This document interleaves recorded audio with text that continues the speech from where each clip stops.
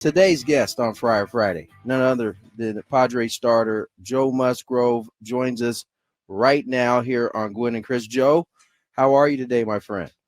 Gentlemen, what's going on? Before we get started, I just want to bring something to your attention. I don't know if Scravy mentioned anything to you guys, but his name is not being held in very high regard in the Padre clubhouse right now. He gave a lot of dudes in here the cold shoulder yesterday, and some guys just aren't happy about it. So cold shoulder yesterday or the other day. We heard about that. We walking by you guys, mentioned that, Joe. It's funny you mentioned that because he said yesterday that he was in the area and he made reference to the fact that he didn't actually say hi. And I asked him, I was like, hey man, you were on the field and you actually didn't say hi to Joe while you were down. So apparently it wasn't just you, it was a lot more than just you. It seems like it, man, Sad. That's terrible. You have no Scraby. idea how much I'm crawling out of my skin right now. But Scrape, I'm messing with you, dude. You know what's funny, dude, is my mom actually called me yesterday. She loves the show. She listens to you guys daily. So she called me and she goes, I know you're going on the show tomorrow. You got to give Scrape some trash talk and wear him out a little bit. I love it. They're joking about it, but we love you, Scrape. all right, thanks. I'm just Thank kidding, you dude. very much. That would be hilarious if That's Manny awesome. Machado and Fernando Tatis were over in the corner going, can you believe that guy won't even come over and say hi I'm to us? just trying to stay out of the way, okay? I'm just trying to stay out of the way. But thank you for that. That was great. That was Very great. good. Yeah. Very good. So what's going on, guys? I don't know. You Go, know, Tony. you're on the show. I guess we should be asking you questions as opposed to the other way around. So you guys come here to Dodger Stadium. This place has not been very good to this ball club, this organization, in quite some time. I mean, obviously it's early in the season, Joe, but I would imagine that you guys are tired of coming in here and getting your butts whooped. Yeah, a lot of that is, brought to the surface by the fans and, the excitement of the series and whatnot. But, I just feel like we feel like a different team this year mentally. We feel like we're very confident and secure in the work that we've been putting in and where we're at as a group. So coming in here, it has a little bit different of a feeling. We just feel really good about where we're at and taking care of our business.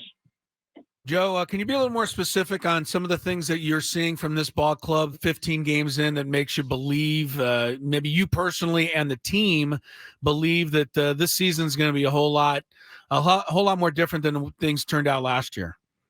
Yeah, I think just the overall engagement from the group as a whole, starting with Schulte, he's laid out a really good foundation for how things are going to go this season. He's put the right people in place. The staff has been incredible. They're here hours before any of us prepping and getting things ready, always available to us. And guys are taking more ownership of the routines. There's a little bit more freedom in there to kind of create your own routine and do what you want. We have, daily sessions of these guys breaking down the game and, talking about where we can be better, definitely celebrating the good things. But, a lot of that comes from Schulte and his program from the top down. So it's been really good. On the pitching side, Ruben and Fritz and Petey that put together our reports and do the day-to-day stuff with us. They're dialed in. Everything's been running smooth. So I think now we're starting to settle into the regular routine after the trip to Korea and getting into the flow of the season. Things are going to continue to get sharper as we go. I actually ran into Joe this morning, and it should be to nobody's surprise. He was already studying his next opponent. And Joe, for you, you kind of gotten off to a little bit of a slow start there, the first couple. I mean, just talk about the difficulties. And I know you're not here to make excuses, but again, having to try to set yourself up. You're going to Korea. You're coming back home. The season's kind of pausing. Then you're kind of ramping back up again for your next start. Was it difficult, even though you kind of knew what was ahead of you and you were actually healthy this year? Was it still difficult kind of getting yourself where you wanted to be, though? Yeah, I think physically just getting there, mentally I felt really good about it. We were aware of this trip for a long time, so I had time to prepare, and you try to create your routine to be, ready a little bit sooner in the year. But, sometimes you just don't get the response from your body that you're hoping for. And, you haven't had the reps, to get the feel right and get everything dialed in. That's at least personally for me. So I feel good about it. I, mentally learned a lot from it. I learned a lot I learned a lot about, how impactful your self-talk is. There's a lot of hesitation going to that series for me, especially with the big layoff and, just a lot of questions. So, I feel like I learned a lot from it. And I feel like as we go here and get more consistent routine, I'm gonna start to sharpen up. Joe Musgrove is with us. It's Friar Friday. We are always ecstatic to have Joe on. And Joe, this weekend you're not scheduled to start. So what is this weekend like for you? Tony said you're already preparing for Monday in Milwaukee. Can you over prepare for anybody? And is it nice sometimes to just have a weekend where you know you're not going to play, or is that trouble for you? I mean, honestly, the most stressful days are the days between starts. Game day is your easiest day. I don't show up to the field until 3:30 on a game day, and it's pretty much just get ready to go pitch, and you get to go have fun. So it's these are the more stressful days for me throughout the the week between starts. But I love it, man. That's what I enjoy about it. Like Tony said, looking at film, that pretty much starts. And for Darvish, it's even another level. We'll finish a game on the road and we're on the bus to the airport and he's already got the next team's footage up, and every flight he's on film. That guy he obsesses over it. But it does. I mean, for both of us, I feel it creates a lot of confidence in your game and gives you the ability to go out and trust your pitches when you know where the holes are. So a lot of that stuff, and then a lot of physical work, throwing our bullpens, getting our lifts in, doing all the stuff to physically be ready conditioning wise. So yeah, a lot more work going on between starts than the actual game day. That's kind of the light day and the fun day for us. San Diego's own Joe Musgrove joins us here on Gwen and Chris. And Joe, one of the things I've heard you speak about was trying to differentiate your curveball and the slider. It kind of has blended a little bit according to you. Talk a little bit about that process, because obviously you go to the off season, you have the time to kind of dissect it a little bit, but does that work continue on through the regular season as you get more and more starts under your belt?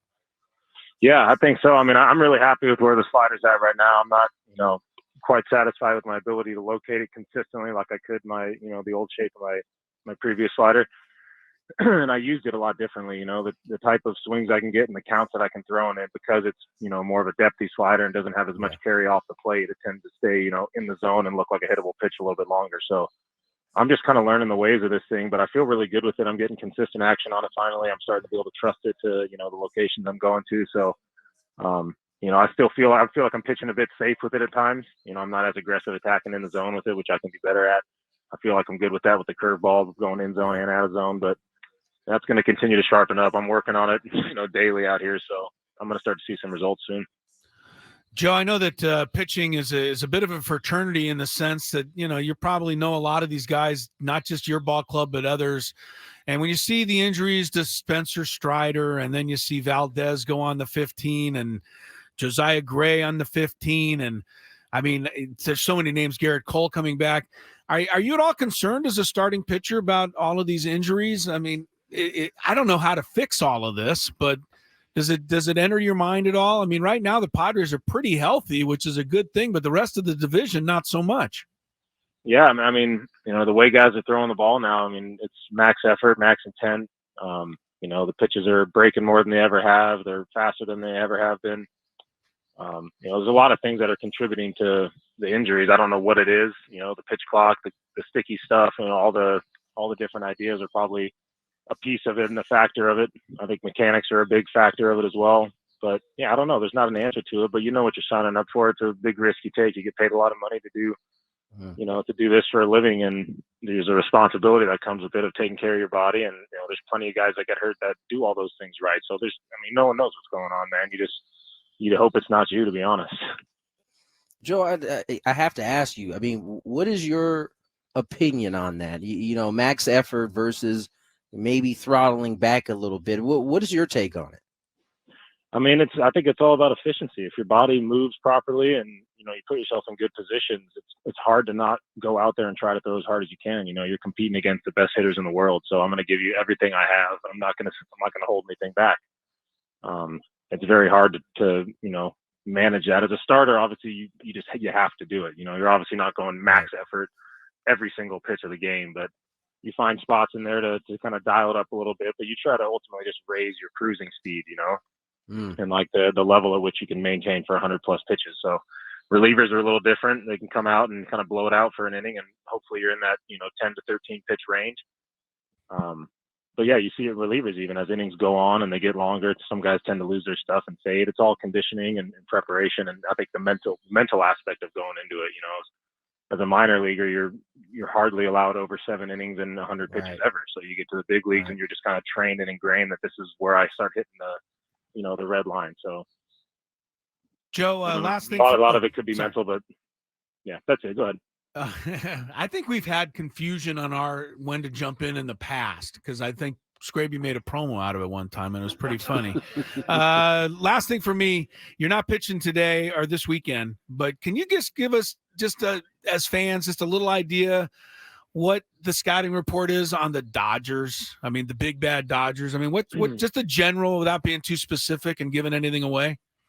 Yeah, I mean, they control the zone really well. They don't get into, bad counts often, and I think they thrive on the fear of the power in their lineup of getting ahead in counts and, letting pitchers work from behind and getting better and better pitches to hit throughout the night. So the key with us has always been to attack them, get ahead, control the counts. Statistically, they're a significantly, better team when they get in control of counts and they're working from advantage counts. So for us, it's get ahead, stay ahead, and then put them away when you have them at 2 strikes. We're trying to limit the 2-strike hits and the free bases.